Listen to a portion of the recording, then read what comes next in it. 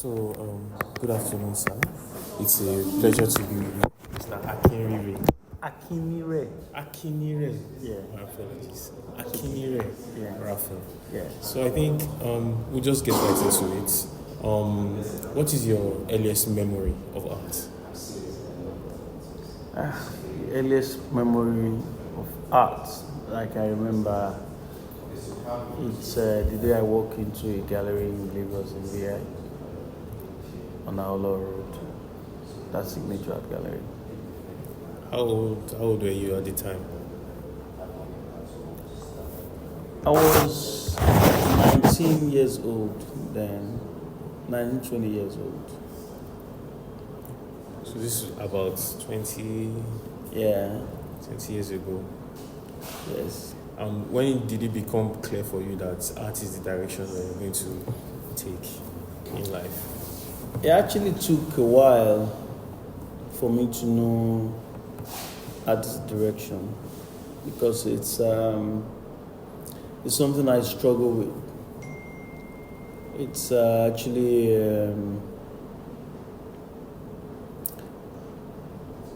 it's like a fusion that is not clear. It's not clear if I want to do art, if I want to travel abroad, if I want to continue my studies, because I could remember then, I think I wrote GCE, I'm waiting for the results, and I saw my brother painting, and I said, where do you sell these works? And I saw a catalog in his studio where you have all the names. His name is Raphael Akinnire, my elder brother.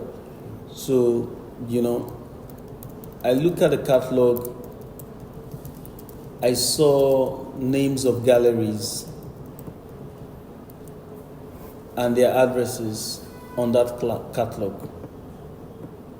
And I said, let me check them out.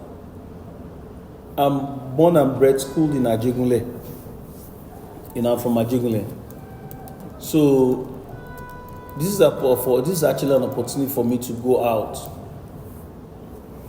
Because when you don't have a business, I know I have a vision, but the direction is not clear. I know I want to be very, very big, but I don't have that tool to just fine tune what I want. But I know I'm going somewhere. So when I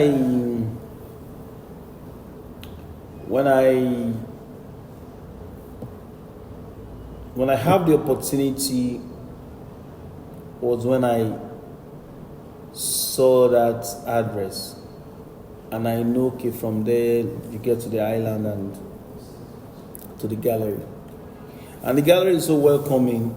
That's why I also use that medium to welcome anybody that comes the way of my gallery. I give them open hands because people also need a space to breathe, just like I have an opportunity that I have then. The GSM then is new. GSM is new, so there's no means of communication that much. So I was in Signature, and I was holding I have 4 works, and the gallery bought 2 of the work and asked me to go look for more works. So when I go home, I called my brother. I said, you want me to sell this work? Then you want me to sell the work for 10,000 naira. I end up selling 17,000 naira. That's a lot of money. That was a lot of money back then. So I sold 2. So out of that 10,000 naira, he gave me 4,000 naira. So I now realize I'm even having money more than him, the artist. So I make 7,000 naira extra profit on one work. He gave me 4,000 naira. So I'm already having 11,000 naira. 7 plus 4, right? Yes. That's 11. Yes. And he's actually having how much? 6,000. 6,000 naira. I have more money than him. So I could remember how much I bought a pair of jeans. I bought like a brand new jean, original, not when we have China around now. I bought in a Lee jean. I bought it for like 200 naira then. So I have enough money to buy jean. Yes. Because I never expected it. So it happens like that. And I sold to work, so I'm having more than enough for me. So from there I start scouting for artists. Some of his friends, this guy is trying, collect work. Some of them I started buying, I started keeping. One of the artists that actually encouraged me a lot is Titus Agbara. Titus Agbara. He stays on Okulaja Street then. I wait for him to finish his work. Every time he finishes his work, I sell. Like, it's automatic. When I take his works there, the gallery don't check it, I just sell. We have numbers of them: Titus Agbara, Seti Kusika, Emmanuel Dudu, Stanley Dudu, and Rutimi, which is my brother. They really support the journey. And from there, I started, attending exhibitions, trying to know what they think. But it's actually a struggle then for me because my mom was not happy because she wanted to go back to school. But I was just making money then. So when I was 23, 24, I already have my own car with art. So, I just know that, okay, this is an angle. We'll get to a certain point. It's disturbing because, art is beyond what you make. It's for you to understand what you're doing and what you're making from it. I have a lot of young artists now. They make money, but they think the money will keep going like that. It's not like that. At the point I venture into furniture, Gemini furnitures, and I supply some it's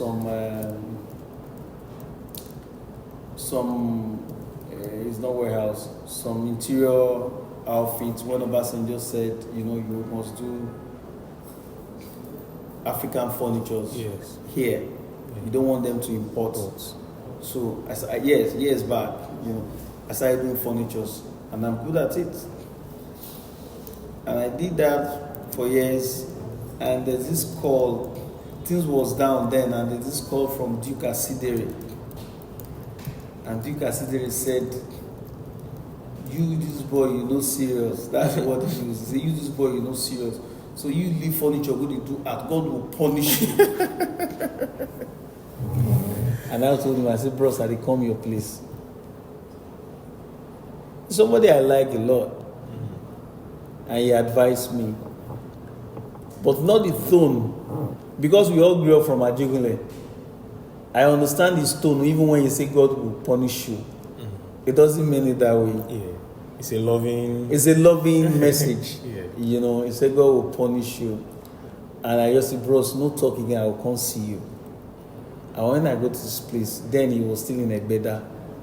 But now, my bros he don't do Ikoyi now. He did VI now. And he said, "See, it will be like this. But you need to calm down, slow down, one by one." And also then I bought some miniatures from him then. And he's one of those people also that rekindle it. But also in that period, I have a lot of them in that axis, in a better axis. So I now moved to Surulere. So I was just like, okay, then I lost everything, no car, nothing. So I'll just use the public bus. For the love of art, I'll go to Egbeda. But the likes of Bob Nosa, Ugbemi Heyman, Duke Asidere, sometimes when I'm going, I don't even know where to go first. And George Edoze. So I don't know where to go first. Am I to see George first? Am I to see Duke first? Am I to see Ugbemi first? Am I supposed to see Nosa first? Because every of the time is engaging. Because if you are with George, you won't leave. 1 hour is not enough. If you are with Duke, it's the whole day. If you are with Heyman also is also a technical person too. Outside his art, he's a very technical person. Raph, have you seen this machine? Because he knows I'm into furniture. Have you seen this machine? Have you checked this? Have you checked that? Have you checked this? So all of that period and all of that time, they actually one or two energy. They actually gave me a lot of energy. You know, number one, they make me like Egbeda. Egbeda doesn't really look like that far the way people say it. Mm-hmm. I can go to Egbeda and I'm home. And bros, you could just cook beans, chop beans. Like twice I don't chop beans for you know, just like that, you know. Why is it like that? Is because, you know, they make that space, their space home for me.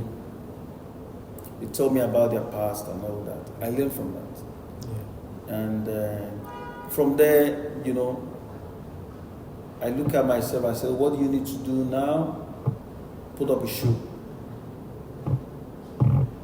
So before then, the show I did before then was in 2005. I think I still have one of the catalog. 2005. I did a 4-man show because I can see the prospect of the artist. I did a show, I did 4 or 5-man show. I did Bola Mayola.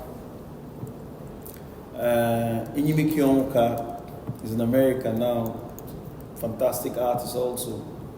Raphael Akinnire, which is my brother that actually introduced me to the arts. Ebenezer Akinola, which is Omofemi's master. And Donald Onoha.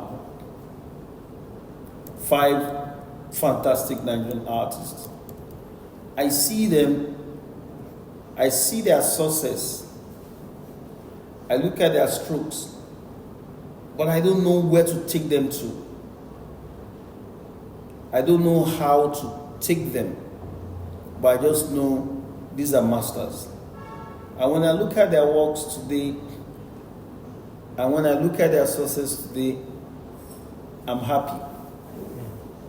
I'm happy for the gift because it's a gift. I'm happy for the gift that I can see future. Like, okay, this is the direction these artists are going, and they are all doing well all around the world. If someone like Ebenezer can propel Omofemi, Raji, Ayola, I can't count. Rotimi, propel Samson Akinnire, and who again, and Ojulowo, and the rest, you know, numbers of artists. Inyime Kionka, countless artists. You know, so Donald Onoha also, you know, numbers of artists. You know, even if some of them will deny it, you know, but I know if I see their works, see their strokes, I ask them where you're coming from. So what I'm trying to say, majority of the artists I have that I see then, right now they're actually an institution that they actually breed artists. Yes, a lot of people actually worked under them, and today is a story for me. So from there, that's how the journey of art actually just drives me in.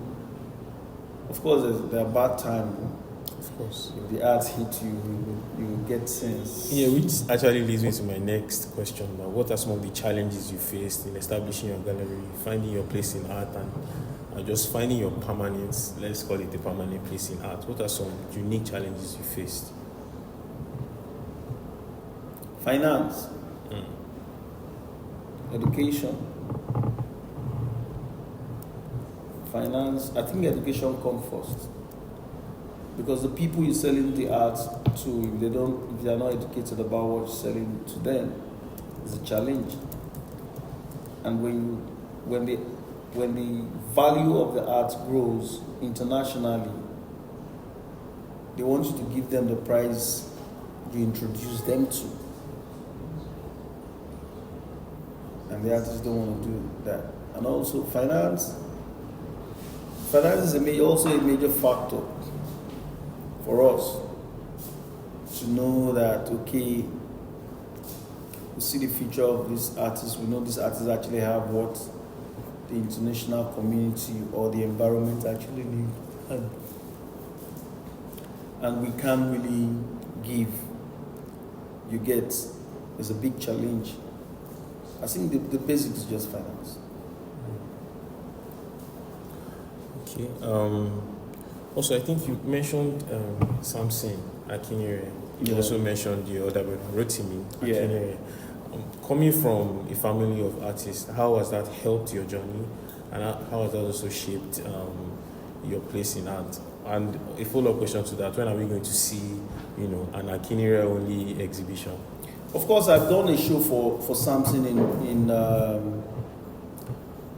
in Brooklyn, in America, with Albert Renati Gallery. That should be like 2015 or 16, thereabout.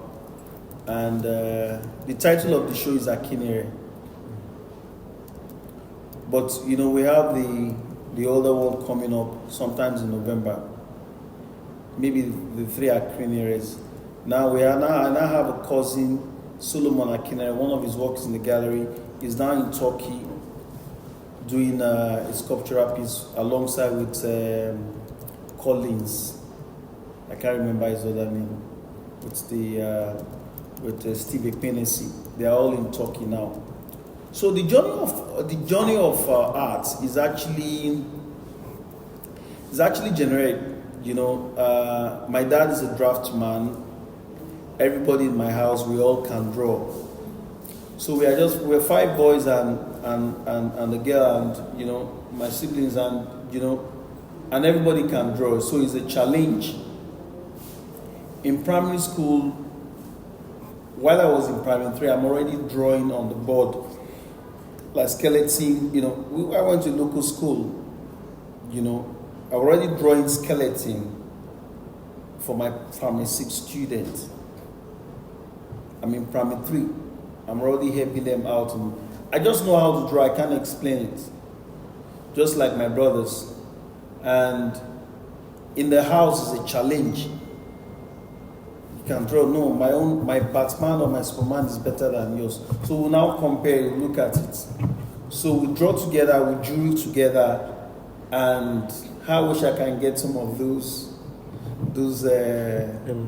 tablets as a sample now, and that's how it all started. And a cousin of ours, his name is Benjamin Akinnire. He's in Italy now. He's the one that first of all went to art school, because he also knows how to draw, but he's not an artist. He just knows how to draw. He's not a professional artist now. And and he actually introduced Rotimi. And Rotimi went to art school and have his own studio, and we all started from there.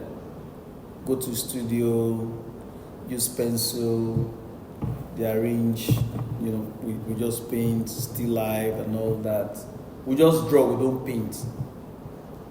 And we improve on that. I see it, but I never believe it's going to come this way. It's just like we know how to do it in school. Okay, we are off school now. Let's just do it. We just draw. So my father is a draftsman. My mother have no formal education, but she can draw. So I guess it's, as they say, Abinibi. Yeah, there's ability. So it's not ability, it's Abinibi. Yes. Okay, all right then.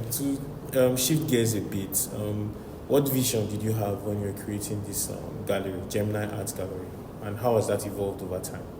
Oh, That's an interesting question. The interesting part about it is I was in America for some time. When I came back, and I know I want to come back and do something, but I don't know what. I just know I want to come back to open a framing section, framing gallery, framing studio, and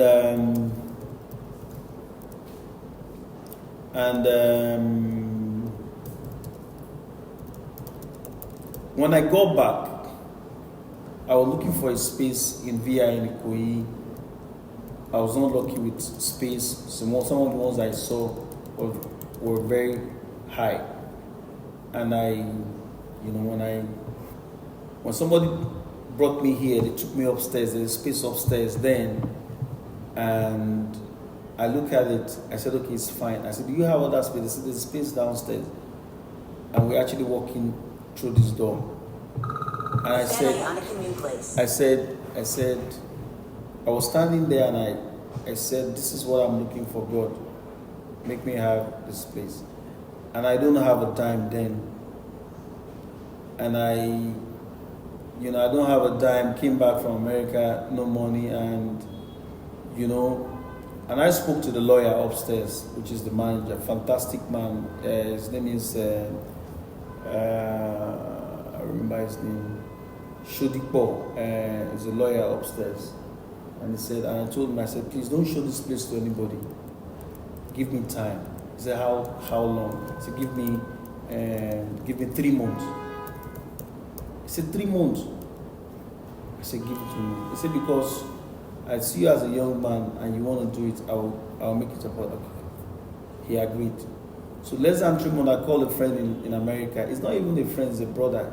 His name is Olujimi Gureje. He's the one in fact, I'm supposed to name this gallery after him.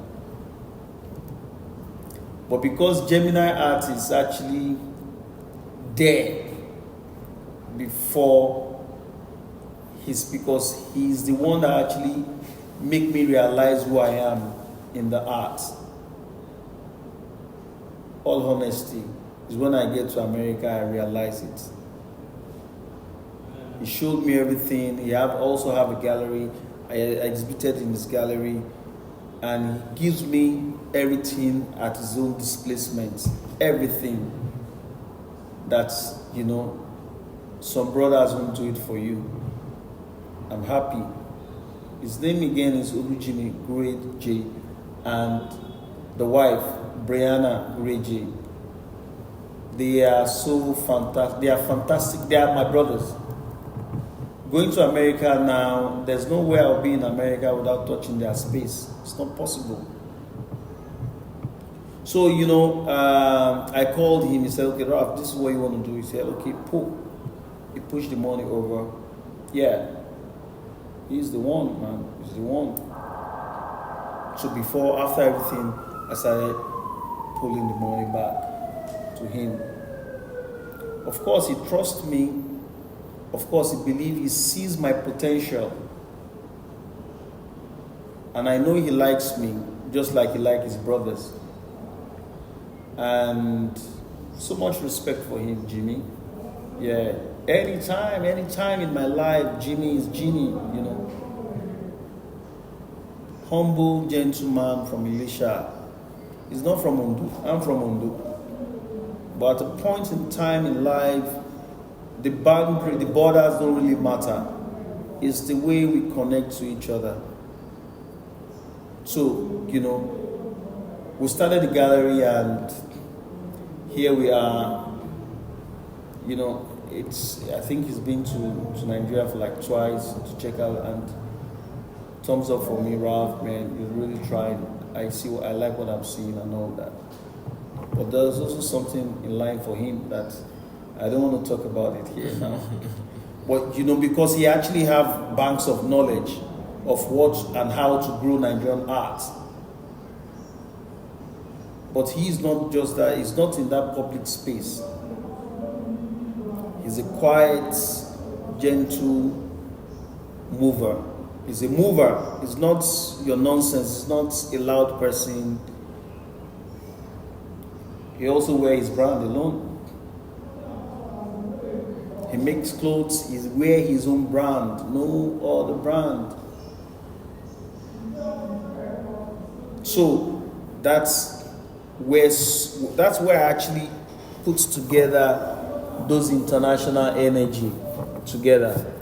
He makes me realize it. And also, I won't go without mentioning a name called Bonds Effium. Bonds is actually one of the people that actually make me understand what I'm doing. It makes me understand, like, man, you don't see art alone from Nigeria. Go out. When you go out, go to social places, go to these places. This is when you know that art is about freedom. Art is about self-recognition. Yeah, Bonds Effium. May his soul rest now. I think it's just a treasure that Nigerians just lose, and we just think it just happens like that. It's a genius. It's a genius. I'm surprised we are blind in this town. We're blind. We're so blind. We're so blind for bonds to pass, and there's no recognition. It's so sad. Bonds has actually been like every part of the world based on art. Even the people that have professors or whatever doctor they have, here we like titles. They only know what they know. They don't have knowledge about how the other people think. Art is like a philosophy where you think for people. You just work with the mind of the people. I also want people to understand you. You don't own art. You don't own it. It's just like a freedom of speech. It's just like when God says, "I'm God." That's art.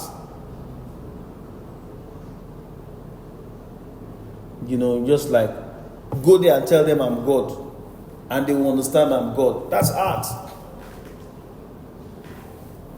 So it's going to connect with that person and understand what you're saying.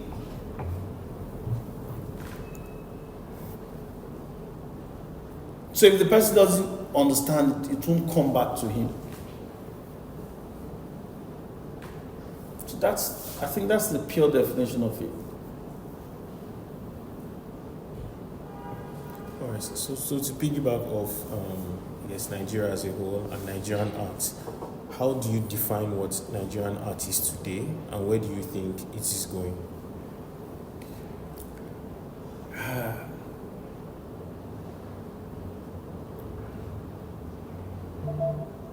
It's going on well to our knowledge, but also the basics we need is education, which we don't have. When you are actually in the engineering community, they're looking for money. In the art community, we're looking for money. In politics, we're looking for money. And money is not what defines us. It's the knowledge you have that defines your personality. So we still need more education about art. We need to work on that. Because right now, we sell art, we don't have a valuing house. We don't have a valuing house. We don't trust our critics. The artists don't trust the gallery. The gallery don't trust the artists. It's because there's no education. Forget about the age of the artist. Forget about the year they've been practicing. The artists have their faults. The gallery have their faults. The institution have their faults. The economical, from the economical angle too, there are faults in it. Because if I have an artist work here on sales on return and somebody come in that I respect and say, okay, I want this work. With respect, the work is wrapped, delivered, make a payment, and if the payment is not coming up, how am I going to explain to the artist? So there's there's a line. Also, I was with an artist. His name is Ben Umosa, fantastic artist too. He lives in Ireland, and he said, Raf, he said, communication is very important. Let me know what it is, and which is something I agree with him. Sometimes lack of communication, it's a key. Sometimes the gallery is not communicating with the artist very well. Sometimes the gallery is not communicating with the client very well. Sometimes the artist is not communicating with the gallery very well. So it's actually in a space, also a space of trust. It's actually a space of trust, because if we don't trust ourselves, there's no likeness in it. We need to also come down as a people and throw away the bad eggs, and let's redo it together. This gallery can choose to show just 6 artists for a whole year, for 5 years. But how many artists do we have? How many people are buying the works? Virtually all the collectors know each other. Virtually all the collectors know Gemini, they know Signature, they know Hourglass, they know, yeah. So now the price actually comes to the competitive side, where you look, okay, I think I like this one better than this, and I think I like this price better than this. It's choice. So we still need more galleries, but we need more education about it, so that the guys who are selling the works to can understand what they're buying, and they can understand the value. Oh, all right, sir. So my next question, I think it is a bit of something that we've discussed before. What is your relationship with your art pieces? How do you separate the art lover in you and the curator, the gallery owner that also needs to make profits? That's a very sensitive question too. Majority of the works I have here, probably tell you like 95 or not 99% are owned by the gallery, by me, and I have so much attachment to them. Majority of the works I collect here are not works I want to, are works I want. They are works I can live with. So sometimes selling some of them, not all of them, selling some of them is hard to let go. You may be discussing about the pricing. No, this one is 1 million, this one is 500,000 naira. But the moment the money hits your account, you lose yourself, in the sense like, so this work is going, and this is 500,000 naira. Because the 500,000 naira will finish now. Yes. So if you have the 500,000, even if you keep it somewhere, that's not the value of love you have for that work. It's hard to detach.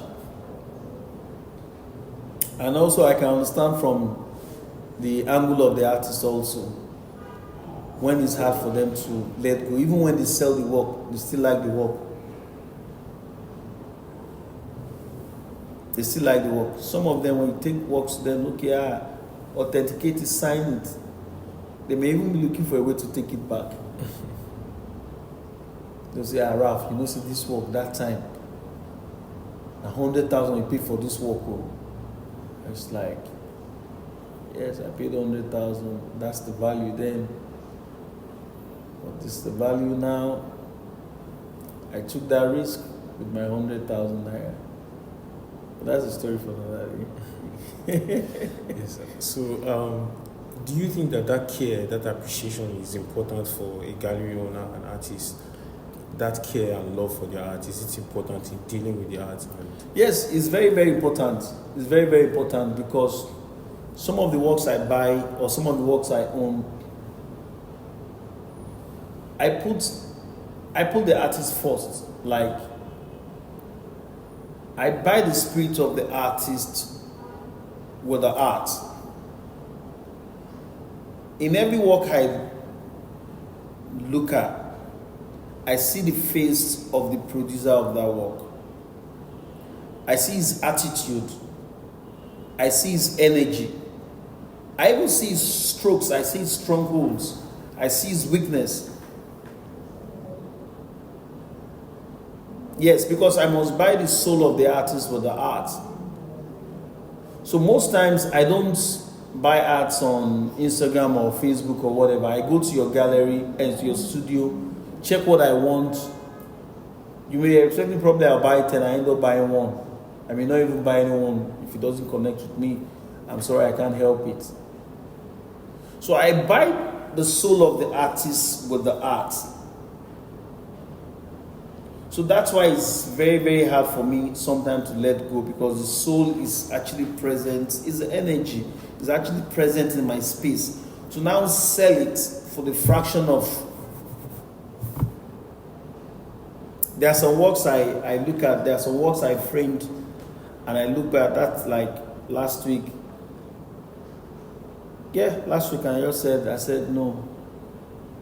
I said, what am I looking for? I'm talking to myself, my staff is standing. I said, what am I looking for? Money to sell this piece, to put it in my box and taking it home. And I took them home. If I put it here, I would have sold it. But because I have an attachment to it, I hang in my house. I may end up selling it tomorrow. But let me enjoy the time first. Let me enjoy the work. Yeah. One more question on this before we get into the concluding parts. What steps can be taken to give people that education about art, so that they can also see the strengths, the weaknesses, they can also have that true appreciation for art? Because I believe that that education will also lead to more appreciation for the art, more sales, and just more interest in art generally. It's reading and research. There's Goethe Institute there, there's Alliance Française, there's British Council. Because it's funny that even the West actually have more of our documents than ourselves. Okay, we can count the National Museum, but the Yoruba Museum also, which is the J.K. Randall Museum, because they have a lot of documents there that we actually ignore. We'll probably drive past there and we don't know we have an institution there. Yes, the Yoruba Museum, yes. All right, sir. So a bit of a sidestep. How important do you think it is for Africans, for Nigerians, to celebrate their culture and their heroes? Our culture should be celebrated without boundaries. Our culture is actually a bank of knowledge that ignorance and I think it's ignorance, and we don't have enough research about what we're doing, so we don't know the value of who we are and where we're coming from. I can remember when I was in America, somebody asked, "What's the name of your son?" I said, "His name is Richard." He said, "What's the meaning of Richard?" And I said, "Richard, it's an English thing." He said, "Don't you have heroes in your family or heroes in Africa? You have likes of Mandela, you have likes of," start mentioning names. And I know even my father is a hero. And everybody, my family, we have a lot of heroes. So why am I giving my children a Western name that I don't even know the origin because I like the pronunciation, right? Okay. So when I came back, I said no. So I told the parent, my wife, I said, let's start calling them their Yoruba names. And it changed from there. That's beautiful. In fact, my son now actually named it after my father. His name is Olabode. And like, okay, yes, if my father is a hero and I'm not making it known to my children, who is going to name it? We can say Charles, whatever, Edward and the rest. Those are names of. So it's actually a promotional medium for them. So what happened to your own father's name? I believe your father is a hero, your mother is a hero. Yeah, we all have heroes. Even your aunties, your uncles, cousins. There's nothing bad if you now put, okay, Michael Jr. or Uluwadare Jr. I even know some people that their surname is Faleke, and probably they are now in one of these organizations called Congregation, I don't know, and they now say, no, Faleke is not nice. They now change their name to Olorunleke. and I look at them and I laughed. And I asked one of them, I said, have you ever read about Ifa? Have you ever read about Ifa? Have you checked it out? Because they don't want us to read about it. They don't want us to have knowledge of where we're coming from, of ourselves. Yeah, well, we can read about Socrates, right? Let's use it.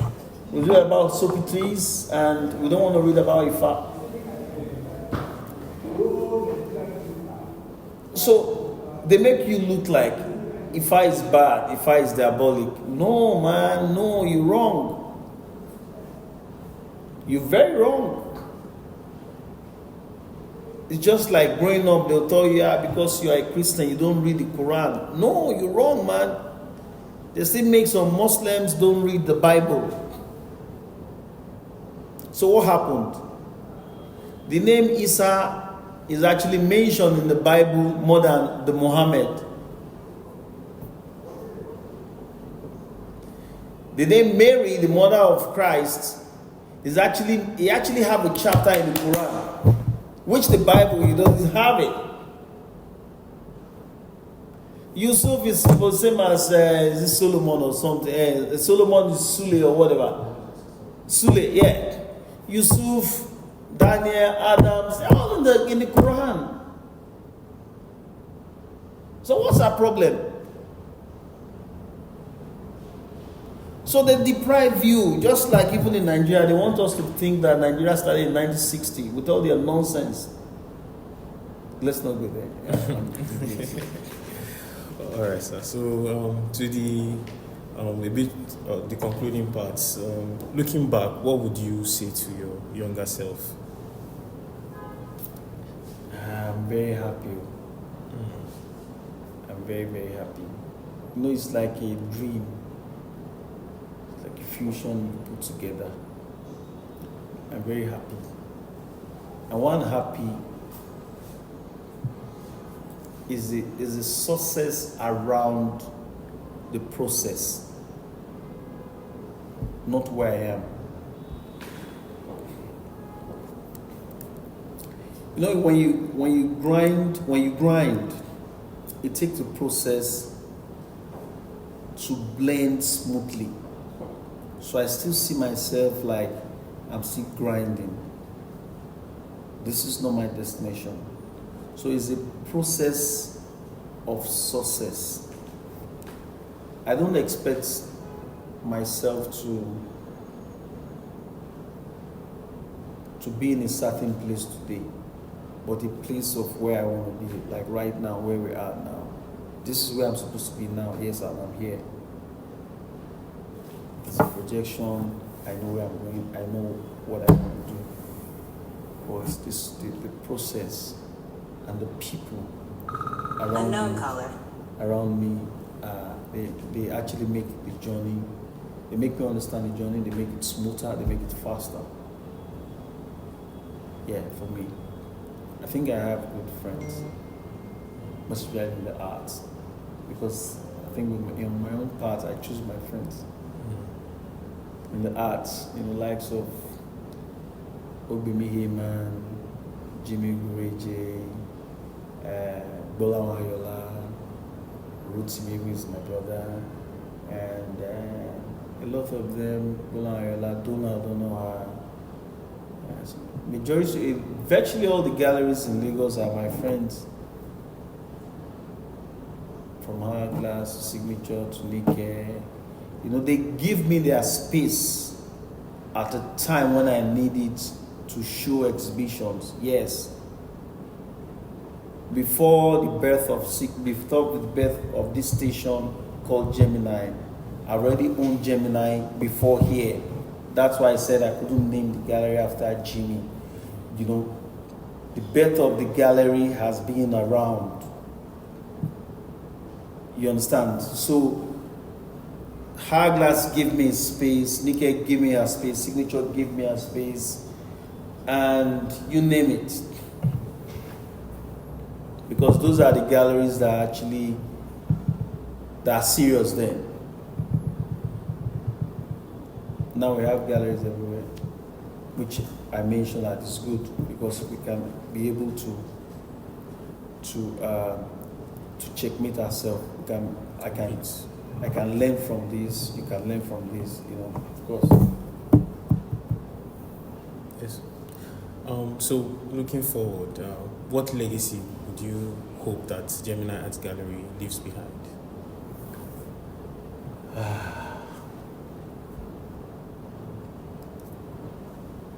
The legacy I want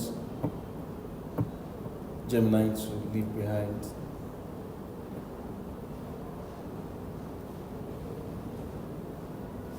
is Gemini to be an institutional space where people can walk in, read about art, and have knowledge of themselves. Yeah. That's the legacy I want to leave. Even after I die, I still want to leave. Like, okay, they come into my space, what I've created. I see myself as an institution where people can learn from. Yes. I don't want to build one house. I don't want to, just like, yes, I don't want to see more like an art colony, but yes, something related to that. An institution where people can come and learn. Most of their education about art. I don't know any other thing, just art. Alright, so one final question, and first of all, thank you so much for your time. Thank you for for gracing us coming with this interview. It's been a pleasure. So what's next for you, personally and professionally? What can we expect? Okay, I'm working on the framing section. You know, the framing aspect of art, because those are actually other areas we've not tapped. Majority of the frames we do here in Nigeria are all imported frames. I want to start doing my own frame, Gemini frame. Yes, that's what we're looking at now. You know, start doing our own frame, because the frame actually goes way ahead, but we think it's not. We don't pay attention to it. You know, even we're still planning it. I want to do a framing exhibition of when I started art, like maybe probably a framing exhibition from maybe 2000 till date. Yes, how our framing section has actually evolved till date. Of course, they are not for sale, but it's actually a document. A record of history. Of framing. So it's not about money all the time. So so it's not like somebody will come and tell you, say, no, this is how I say, I've seen it before. They say, no, this one is new. It's not new. Okay, see, it's gonna be a tough one. Even in Europe, I've not seen a framing exhibition. I've not seen it, but I want to do it. So it's just me. So how am I thinking? Sometimes when I think, I just slow down, like, boy, hope say you just take up speed. We can also do a canvas exhibition. Yeah. We can. Why not? It's a process. It's a process. It's a process. 10 years, 15 years ago, if you come up with this idea, people will tell you like, these ones are not serious. They tell you these guys are not serious. They don't have what they want to do. They just don't think. But right now, he's here.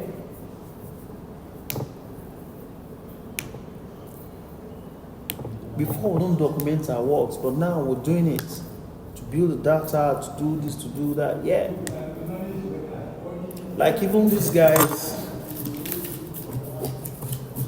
this is art house, right? When they're doing this magazine. No, this what's it called? Auction. When they're doing this auction, majority of the Nigerians don't know that they are the value house of Nigerian art.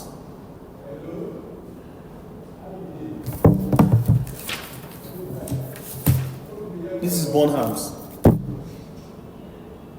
Like Bonhams tell you that we sold Benin for $20,000. You believe it's $20,000, £20,000 is what Benin is worth. If they sell it £20,000, we believe it's £20,000 that is what. Abi? Yes. But these people are not in existence again. And we don't have questions. We don't ask questions. It's sad, it's a long story. So we don't have a value house. How do you want to tell me that, okay, this painting is worth $50,000? Who is going to value it? What are the criteria that makes you think this painting is $50,000?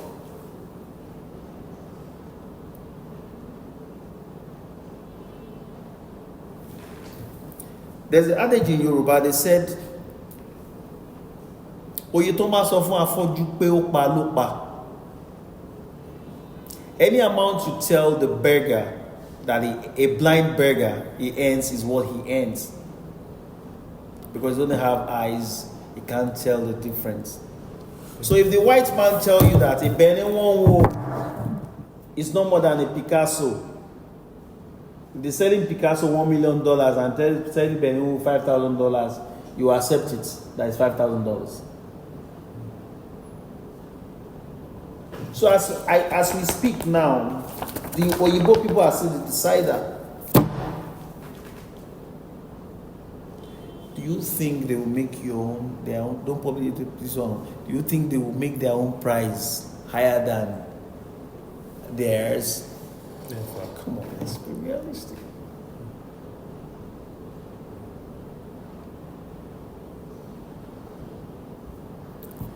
So I think that education is the key. Very, very important. Yes. The education, the collectors need it, the gallery needs it, the artists need it. Even the one coming behind us, they all need it. The young collectors need it. The buyers need it. The buyers need it. Because if there's no education, how would you feel if you buy an artist 10 million naira last year, is it 10 million naira today? Or is it actually fall back to 2 million naira? How will you feel? You won't be encouraged to buy the next one. So why is it, for all the knowledge Nigerian art actually have, why is it that when you go to Bonhams, most times what you see most is Benin? We have numbers of them. Some of them actually pull out of the art. with frustration. What's the price of what I know, Nobulu?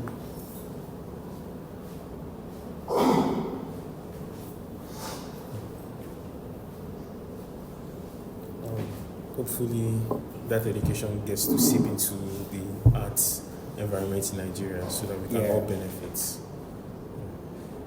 So thank you so much for your time. Thank you for coming. For your wealth of knowledge that you've shared with us. It has been a very insightful and this has been learning. This has been studying for me. And I hope everyone that gets to listen to this would also learn and have some key takeaways from this as well. Thank you so much. Thank you very much. I also appreciate, this medium for me to be associated with, to give me a listening ears, to listen to what you guys are putting together. But just as I said earlier on, this is more like a starting point for us, because if we don't ask questions, if we don't know what we're doing, we'll still be missing it. But I also appreciate it once more. Thank you. Thank you very much. Thank you, sir. Thank you.